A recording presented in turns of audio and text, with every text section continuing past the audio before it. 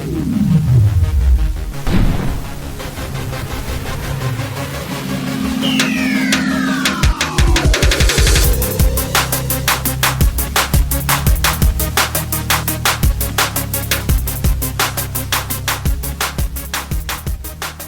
up, guys? Joe here, and welcome back for another episode. Today I'm working out at Town Hall 9, and we're actually going to take another look at the HGHB, the Healers, Giants, Hogs, and Bowlers.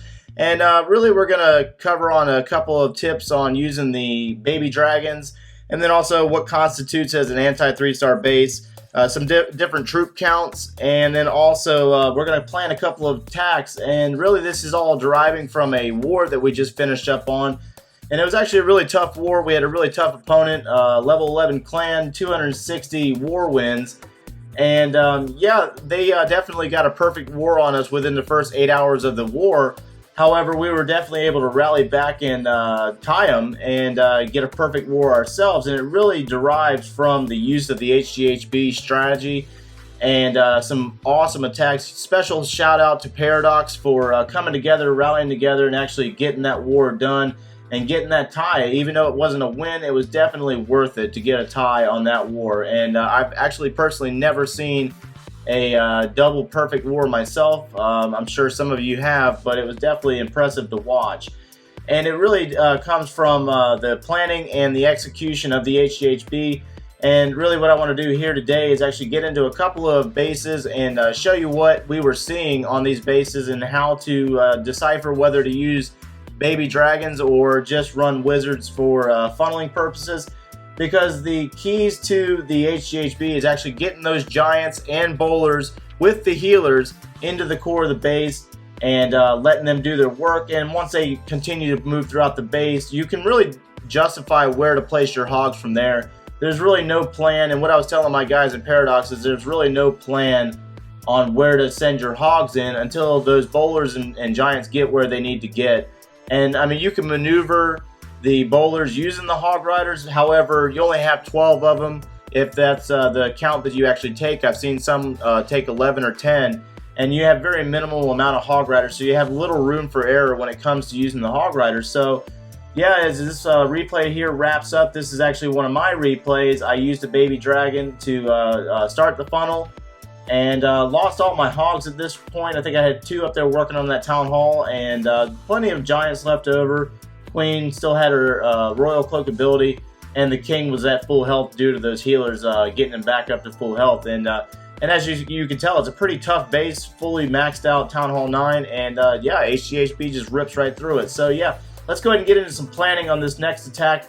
And what constitutes an anti-3-star base? Well, it's pretty simple if you understand what you're looking at here. Town Hall on the outside is not guarded in any form or fashion, so that he's given up that 2nd star right off the bat, and a centralized clan castle. All these open spaces in between all these defenses open up for all kinds of possibilities. You can move the traps around anywhere within this base, and you can't really plan on where the traps are, so you just got to hope for the best when it comes to identifying those double giant bomb locations. And really, this would be considered more of an anti-hog base, because you just don't know where the bombs are going to be or where the spring traps are going to be exactly.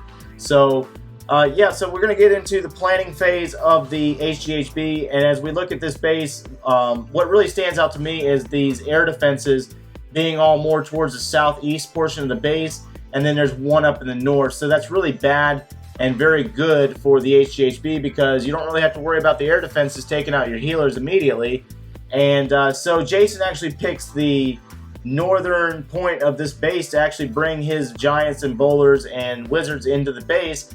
But instead, I talked to him a little bit, and we actually decided to bring in some baby dragons. And let's go ahead and zoom in on this area here, and I can actually show you what we're seeing up here in the north. So first things first, with the HGHB, you must have a perfect funnel, meaning you have to eliminate all these structures on the outsides of the base, the gold storages, the elixir storages, and the dark elixir pumps. And what you're seeing here is actually that Expo's range highlighted for you. Whenever you're planning, you need to check the ranges on your structures of defenses to see whether it's actually going to target. And in this case right here, all other structures are deep enough in that we can actually use baby dragons to create a funnel on the outsides of this base. So The baby dragon actually does a great job when it's enraged on eliminating these weaker structures on the outside of the base and opening up that funnel fairly quick. So really the troop deployment that was used here on this base was actually a baby dragon up here by this builder's hut. And Jason actually lets it work for a moment, and then he drops his giants all in one drop, as followed by the healers. And then he drops another baby dragon down here by that gold mine in order to clear out a lot of these structures by themselves, so he does not wasting wizards or his archer queen, which in this raid he actually forgets his archer queen, but either way it worked out really well. And but I would highly advise that you bring your archer queen behind your wizards immediately. So as you have these baby dragons down, and then your giants are down working on the wall, the healers are healing the giants, and then you drop a couple of wizards behind the giants, immediately following with the archer queen to assist those wizards. So when those giants actually do crack into the base, there is DPS units behind them, and that way they're supported the entire raid, or at least the beginning half. So as this one goes live, the baby dragon's down on the map right now working on that builder's hut, and then immediately moves over to that Dark Elixir pump, and as you can see, it's not being targeted quite yet. And then Jason gets all those giants down in one sweep, followed by the 4 healers, and the baby dragon's still working on a couple of structures in the northernmost point. He drops a couple of wizards to work on those high HP gold storages, and then gets that other baby dragon down, which is also enraged, and it works on that gold mine and then turns in with the others and takes out that gold storage. Starts to move south, but gets kind of beat up by a couple of archer towers. And at this point, it's a really small funnel, but he's able to get those giants into the base, followed by a couple of bowlers, his Barbarian King, and the healers. And then as you see here, the 2 bowlers that branch off and kind of do their own thing take out that archer tower, but this is where things normally would kind of go bad on a stronger base, with the healers now all locked on that one single bowler in the north. And this is really just an example of a bad funnel. Even though it's a really good attack and it ends up being a 3-star attack, a small funnel is the result of that bowler sitting up there by himself working on those structures alone with all 4 healers. However, the giants have just enough power to power through this base with the backing of the bowlers. And like I said before, Jason did not bring his archer queen, although that would have helped out a lot, or significant value on creating maybe a wider funnel. And the hog riders moved throughout the remainder of this base, getting the last couple of defenses. And really, you know, at first glance, you would think that this is kind of a lost or maybe just a 1-star attack, even though you have a wizard down in the south.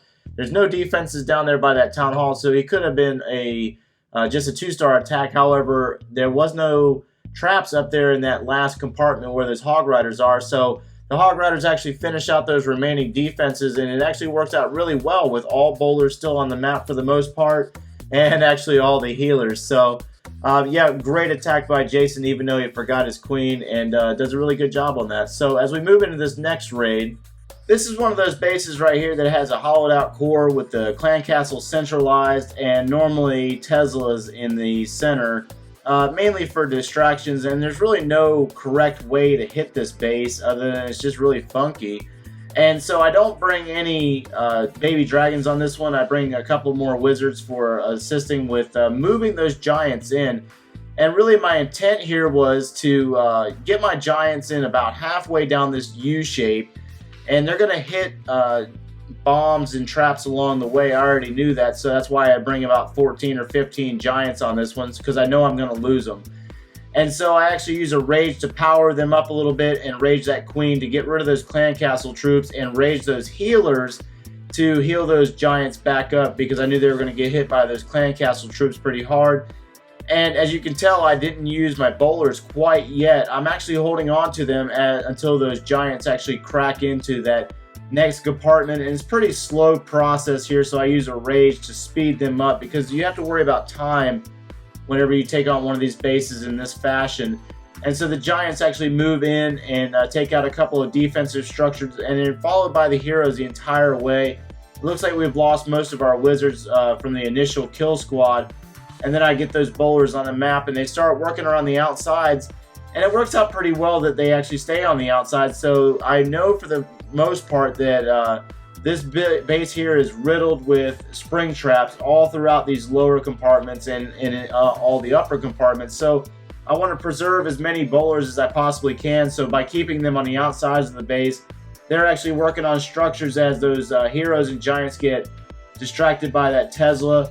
And they actually completely skip a compartment altogether, and they get focused in on that enemy archer queen. But it works out pretty well because I have all my hog riders and very little base left to cover. And so I get that heal spell down to cover those hog riders as they're getting hit by those defenses. And as you can see there, that the Expo was distracted on the heroes the entire time. And at this point in the raid, I have a lot of troops left on the map. And really, there's no other perfect way to hit this base other than to just walk it. Walk it in a U fashion. And the HGHB just walks right through this base, no problem. And it was a really strong base, pretty much maxed out minus those walls. So HGHB is so easy that even Epi can do it. And with that being said, the initial funnel is actually key to this strategy, understanding how to apply baby dragons or wizards to it to get it done. And I hope you're able to pull some pointers out of this video. And yeah, thanks for watching.